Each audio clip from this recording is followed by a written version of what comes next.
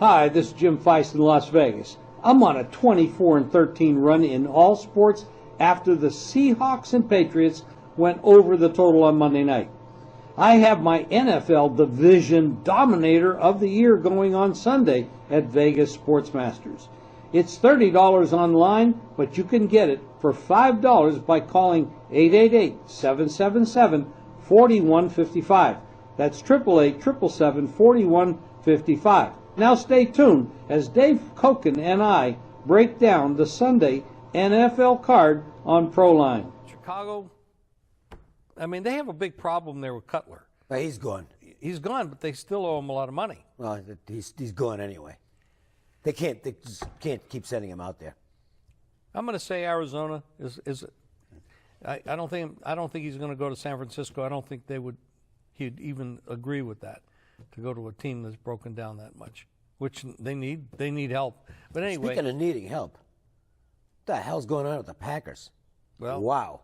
There's obviously some clubhouse locker room problems there. The head coach and the quarterback, Rodgers, they don't seem to get along. I mean, they just totally have collapsed. That division is very interesting right now. You got the Bears. The Lions are in the best shape. And Stafford's got some great ratings. He's got a bunch of home games coming up. His quarterback rating this year is over 100. Yeah. They don't beat anybody by a lot.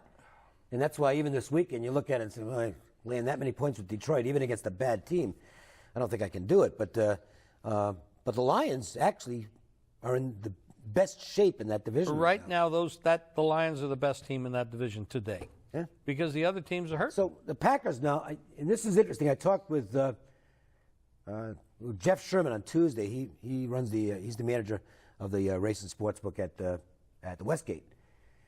And I asked him, look, the Packers have been getting a ton of public money, week after week after week. I said, when do they get off this train? Because it's a train to nowhere. And he said, well, they started to last weekend. Okay. And he thinks that the Redskins will be the public side this weekend against Green Bay. I don't think they're going. I really don't think you'll get the sharp money showing on Green Bay, though. And a lot of times the sharps want to, they see what the public's doing and they want to go the other way. But it's kind of like with Dallas. The public's cleaning up on Dallas. If the sharps have stopped going against Dallas for a pretty good reason, although I guess some did it last week against the Browns. They're not that sharp if they did, if you're asking me. I can't play the Packers right now, and even though I know they've priced me out of the game in all likelihood on the Redskins, but that's the only side I'd play. It's a reasonable price right now. It's 2.5 minus 15. That's not terrible. I mean, I'm not exactly enamored with the Redskins either. But why not? They're doing away. I mean, they're finding ways to win games. I thought the Vikings. Cousins is having a good year. Not bad. And they won the division last year. Take a look at this division. Giants, it's good Philly, division. Dallas, Washington. Where are the playoff teams coming from in the NFC? Well, I think Dallas is going to make it. Okay, so Dallas wins the division. Now the wild cards. Do we get 2 wild cards out of the East? I don't think it's impossible. No, it's not. It's not impossible. Not coming out of the West, because Seattle looks like they've got that, and then Arizona's struggling. The other two teams can't play. Definitely struggling. It's not coming out of the North at this point. No. It's certainly not coming out of the South, because the Panthers just can't. They're not getting it together.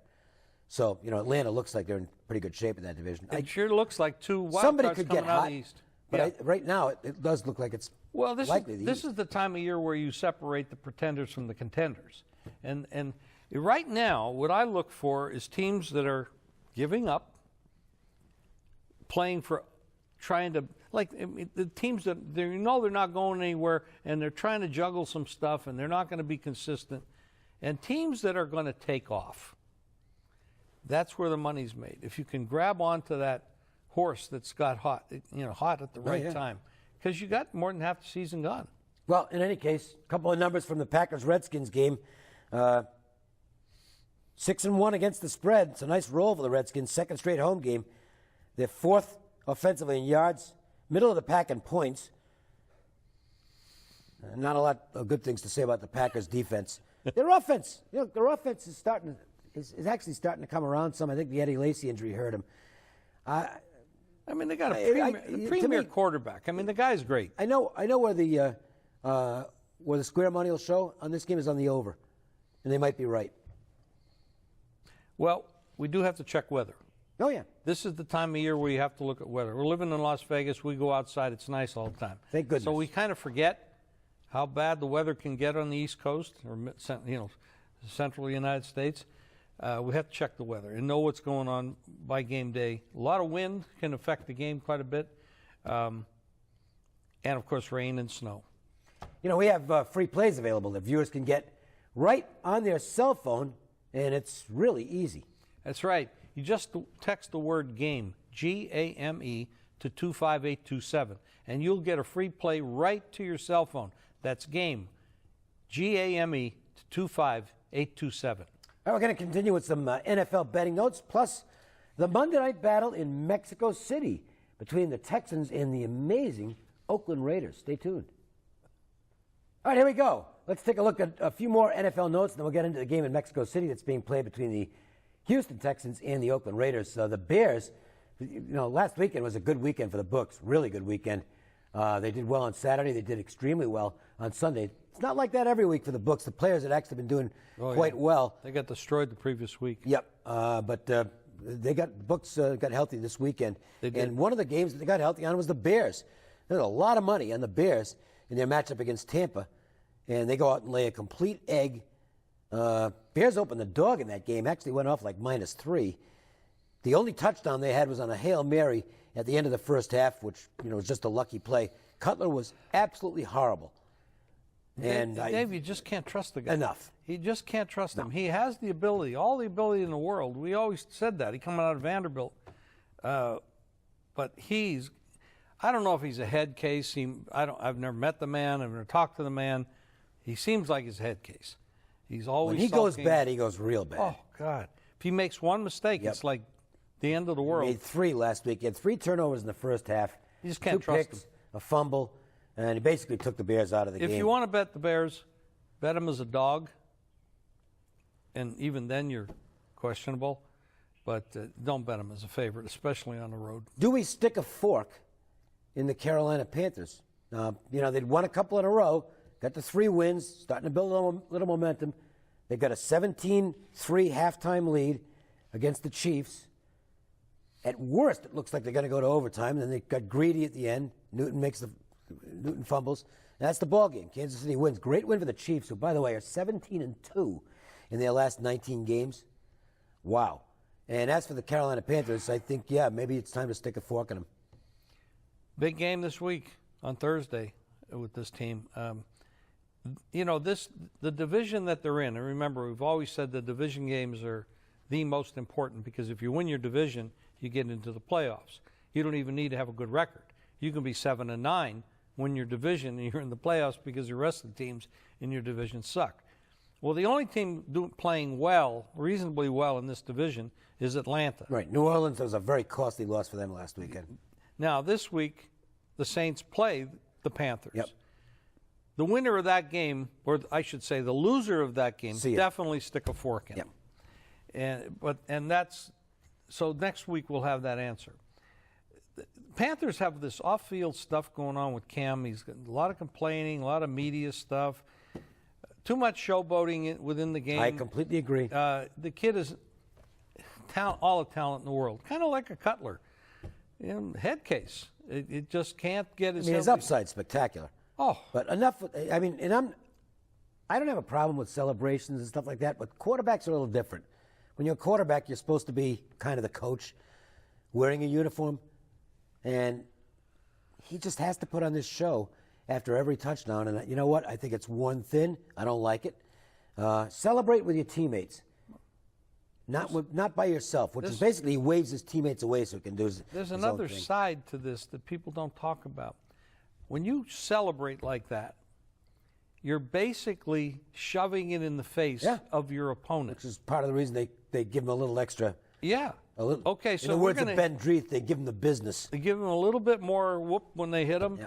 And I think you're asking for it. Now, I know he's big, strong. It's hard to hurt him, all that stuff. But eventually, one of these guys is going to nail you. You got to play the game with a little bit more class. I would agree with that. All right, so let's look at a game between the Texans and Raiders. And, You know, Houston's 6-3. I mean, it's an ugly 6-3 to be sure, but they are ugly division. They are 6-3, which I guess is a good thing. The Raiders are 7-2, and they've been an impressive 7-2. 5 East Coast road trips, they win them all, and now they make another trip to Mexico City here, and they'll be the favorite this weekend against the Texans. And they're a better-looking team. The NFL must hate this team. 5 East Coast trips, nobody gets 5, and now they give up a home game and have to play in Mexico City. They can't wait to get to Las Vegas, so they won't have to give up these home games anymore. Do you think they'll ever come? Oh, yeah. Yeah, I think they're going to be here. Okay. I hope you're right. But anyway, let's talk about the Texans. The Texans are in a bad division. There's nobody really of quality there. The up-and-coming team in this division, to me, and quite frankly, I bet them, I think I got 8 or 9 to 1, to win this division was Tennessee. I thought that they had a decent upside, talent-wise, head coach. Well, their better big, than their big average. game is this weekend. Huge game. If they beat Indianapolis, they can win that division. But meanwhile, Houston's still 6-3, despite the fact that Osweiler's been awful. 99 yards passing last week. He was terrible against the Jaguars. You think he might be overpaid? Well, you know, maybe the Broncos kind of knew. Maybe they knew what they were doing. I'm actually shocked. I thought the kid would be. Well, he's not really a kid anymore, but I thought he was going to be a lot better than this. He looks absolutely awful. Yeah, he does. Derek Carr doesn't look awful. And Carr. Nothing on the Raiders looks. Carr is emerging now as, you know, in that the last few years, the top draft picks, he looks like the cream of the crop. You can't say much about their defense, but this kid, this Carr, he is a superstar in the making. He very accurate, great. I mean, decisions are awesome. I love their offense. I don't know if their defense takes them very far. 17 touchdowns, 3 interceptions. Is pretty good, huh? I know. The defense still gives up a ton of yards. Yeah. But I don't know if Houston can take advantage of that here because they've just been very inconsistent offensively. Keep in mind, they're playing at 7,500 feet here. Yep. This can slow anybody down. This is about the elevation of Wyoming. They're 2,000 feet above Denver. Probably a better Mexican food, though. I'll give you that. I've never heard anybody. I've never yet, and this is not meant to be a slight on Laramie, but I've never yet heard anybody say that. No, I'm going to go to Laramie because they get some great Mexican food. I don't think they have Mexican restaurants in Laramie. No, I'm not counting Taco Bell. Well, Matt goes there all the time. You have to ask him. I will ask him. Okay. That's a good idea. All right. So anyway, do we have a consensus on this game? Well, I mean, I love the Houston defense, but I don't think anybody's stopping the Raiders' offense right now. So, and the Raiders' defense still kind of sucks. I got a feeling we're going to see the ball in the air, and I think we're going to get some points. I didn't bet the game, and I don't know what I'm waiting for on it, but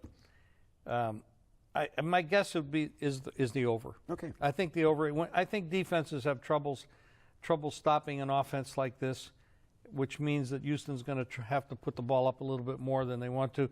But their offense in yards is 30th. In points, it's 29th. In passing, it's 32nd. This is an awful offense. Oh, it's terrible. But the defense on the other side for Oakland is really bad. So I'm going to say probably over. All right. If you want to get free plays every day, where am I? Over here. On a recorded message. This is from our team of Vegas experts at JimFeist.com. 888-478-9222. And follow me on Twitter, Facebook, and Instagram at Jim Feist Sports. And feel free to send me a direct message with any questions you may have regarding Vegas wagering. All right. Thanks for joining us. We will see you again next week with another edition of Proline.